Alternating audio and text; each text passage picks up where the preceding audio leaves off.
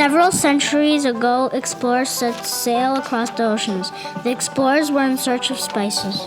The explorers were in search of gold, land, and spices. The explorers were in reach of Asia and traveled there. Several centuries ago, explorers set sail across the ocean. The explorers were in search of spices, gold, food, and fame. The explorers were in search of a faster way to go to Asia. During their explorations, they saw nothing for miles and miles. During the explorers, they saw America, but they thought they found India, but they found America. During their explorations, they saw Native Americans and a new land. During their explorations, they saw new people.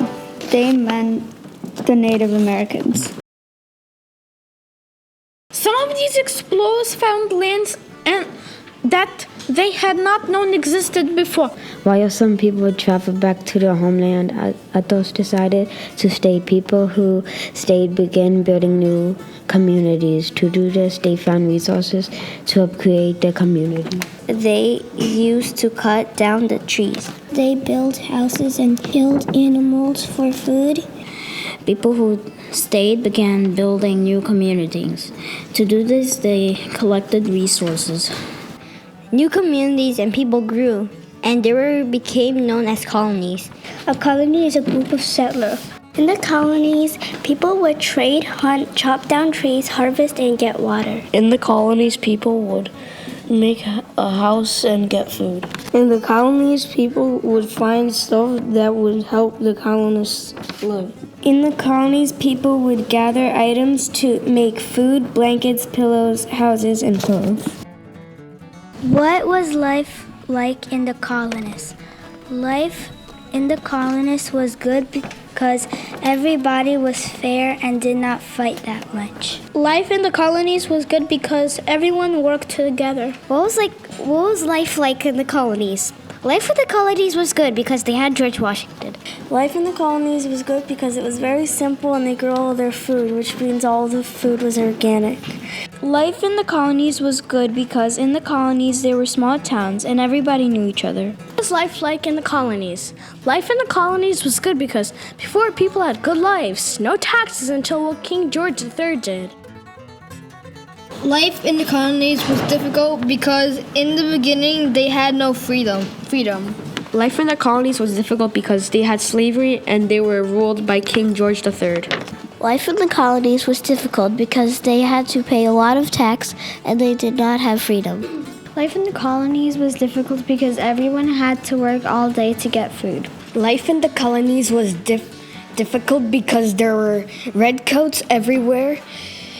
We can't do anything we want. We also had to let redcoats come inside our houses. Life in the colonies was difficult because people were under control of the king and had many taxes, plus no representation in parliament. The original 13 colonies were considered part of the British Empire. King George required the colonists to pay taxes to England. Many of the colonists felt this was unfair because the taxes were on important things such as newspapers, diplomas, stamps on anything else with paper, and much more. King George required colonists to pay taxes to England. Many of the colonists felt this was unfair because they wanted to become part of the parliament. When the colonists did not pay taxes, King George III would get angry and send soldiers to force the colonists to pay for the taxes. When the colonists did not pay taxes, King George got really mad and he sent the British soldiers over to the colonies to force them to pay taxes, and for all the things they bought without paying the taxes. The original 13 colonies were considered part of the British Empire. King George required colonists to pay taxes to England. Many of the colonists felt this way. This was unfair because it was their country and they got no representation in the British government. When the colonists did not pay the taxes, they got punished. You had the risk of getting arrested if you didn't take care of the British soldiers going into your home. When the colonists did not pay taxes, they got into trouble by King George. They also had the risk of getting arrested or killed. Over the next few years, many events took place. These events led to the Declaration of Independence and the creation of America. From that moment on, they were free from English rule. The original 13 colonies were considered part of the British Empire. King George required colonists to pay taxes to England. Many of the colonists felt it was unfair because everyone had to pay everything else and they did not have enough money to pay everything. King George required colonists to pay taxes to England. Many of the colonists felt this was unfair because you had to pay too much taxes for everything you used, like paper, wood, tea, and more. When the colonists did not pay taxes, King George III got mad because he did not have a lot of money.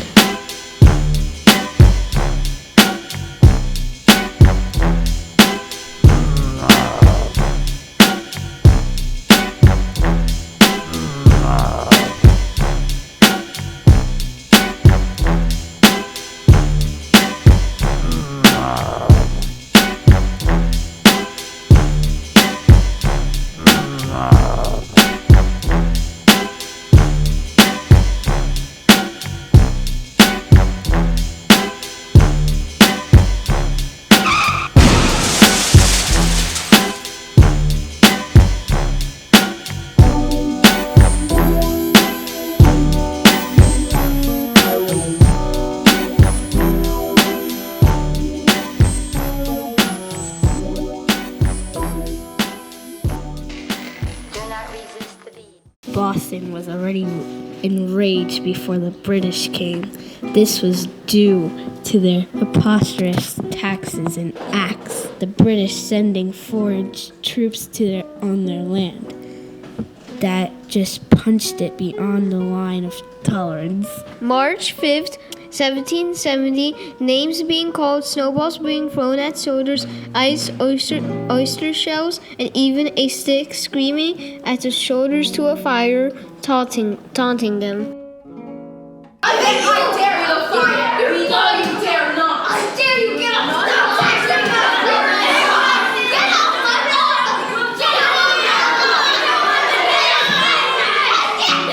me! You punky little punks, you don't even have guns to shoot us. Watch what you're saying, I will shoot. You dare tell us to fire? The Boston Massacre was a street fight happened when the Revolutionary War was just in sight. Parrots stood there, skin and bones stood there throwing stones. At a red coat threatening his throat, he called for help with a yelp. The Americans kept pelting as anger was smelting. When the British came out, something was to happen, no doubt. They opened fire right into the crowd. They made sure to make their general proud. The Americans were mad, but technically it was as bad. As they said, since only 5 dead, 6 wounded solely, in the minds of rebels, act of terror, in minds of British, a minor error. You punky little punks, you don't even have guns to shoot us. Watch what you're saying, I will shoot. You dare tell us to fire? You have no clue what's gonna happen to you. How dare you point that at me? How dare you show disrespect to King George?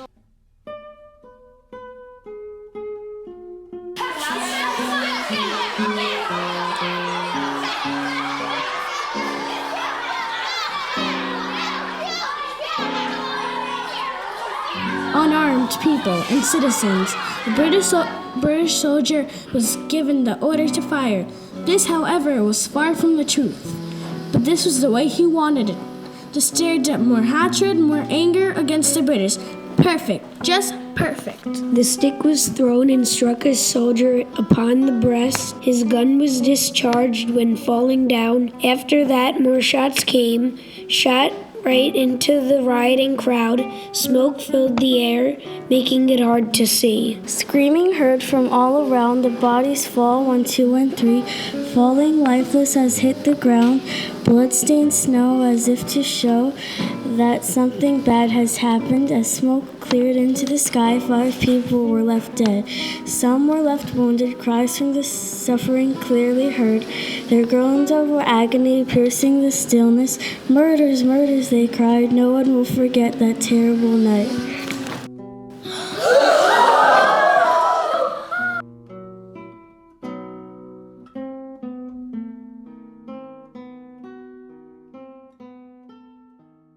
Sammy lived in Boston and he loved to drink tea, but one day something happened that made him angry. A king in a faraway land said, "From now on, every time someone drinks a cup of tea, they must give me a dime." This did not seem fair to Sammy. The king lived so far away. Why should he care what Sammy drank, and why should Sammy pay? Lots of people eat with Sammy. There was a lot of frustration. People made speeches with long, clever words like taxation and representation. So Sammy got some friends together and the rebellion began.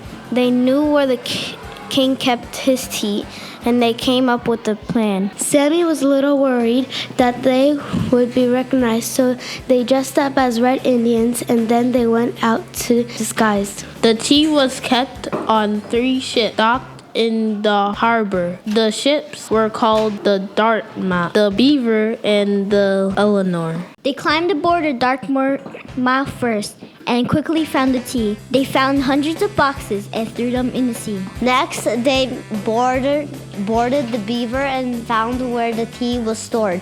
Just like they had done before, they threw it overboard. Then they moved to the Eleanor and did the same thing there. They spoiled the king's tea because he'd been unfair.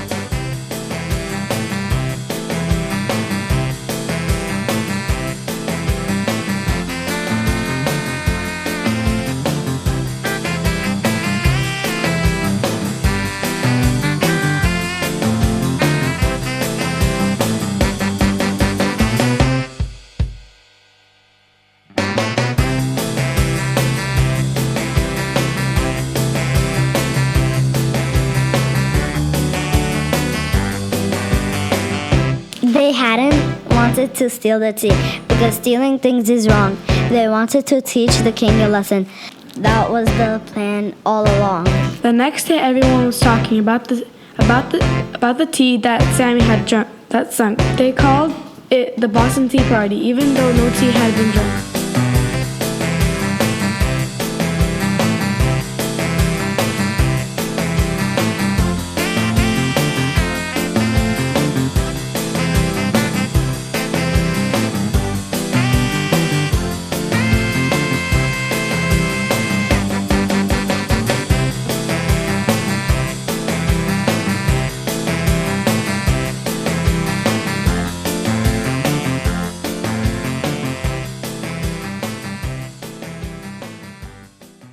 Hello, my name is King George. You say the price of my love's not a price of that you're willing to pay. Hello, my name is King George. You cry in your tea which you held in the sea when you see me go by.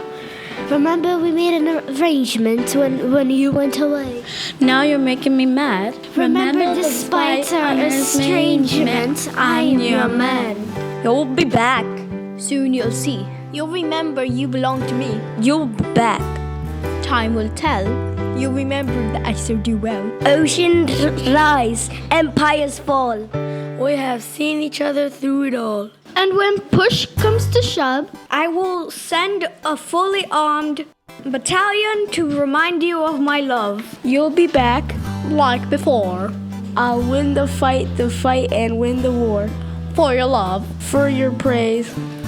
And I'll love you till my dying days. And when you're gone, I'll go mad. So don't throw away this thing we had. 'Cause when push comes to shove, I will kill your friends and family to remind you of my love.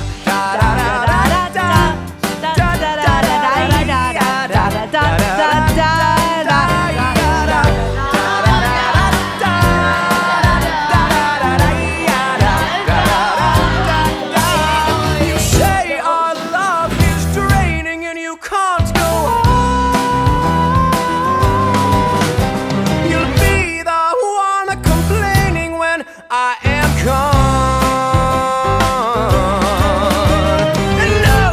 Let's change the subject, 'cause you're my favorite subject.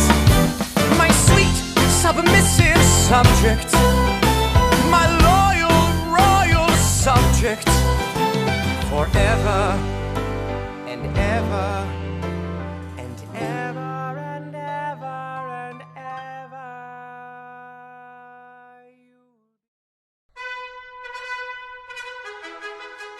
Listen, my children, and you shall hear of the midnight ride of Paul Revere. On the 18th of April, 1775, hardly a man is known alive who remembers that famous day and year. He said to his friend, if the British march by land or sea, come from the town tonight, hang lantern afloat in the belfry arch of the North Church Tower at a single light. One is by land and two by sea, and I on the opposite shore will be, ready to ride and spread the alarm through every little village and farm, from the country folk to be up and to arm. The British are coming! The British are coming! A phantom ship with each mast and a spar across the moon like a Persian bar, and a huge black hulk that was magnified by its own reflection in the tide. Meanwhile, his friend through the alley and street wonders and watches with eager ears, till in the silence around him he hears the muster of men at the barrack door. The sound of arms and the tramp of feet, the measure of tread of the greeters marching down to the town to their boats of the shore. Then he climbed the tower of the old North Church by the wooden stairs with stealthy tread to the belfry chambered overhead. You know the rest in the books you have read, how the British regulars fired the feed, how the farmers gave them ball for ball from behind each fence, the farmyard wall. The British are coming! The British are coming!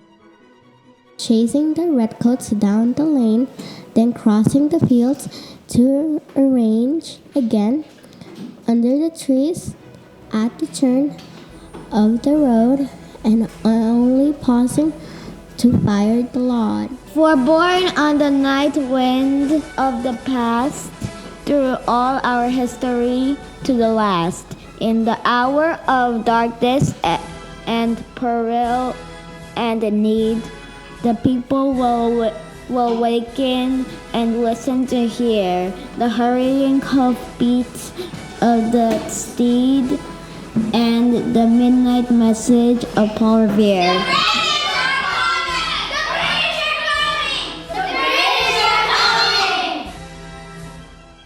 Over the next few years, many events took place. These events led to the Declaration of Independence and the creation of America. From the moment on, colonists was free. From that moment on, we were free from the British. From that moment on, King George gave up in the war and stopped making colonists pay taxes that cost a lot of money. From that moment on, America has become a country of freedom. From that moment on, America was a free country to do what they want. From that moment on, we were independent. We were not part of England, and we were free.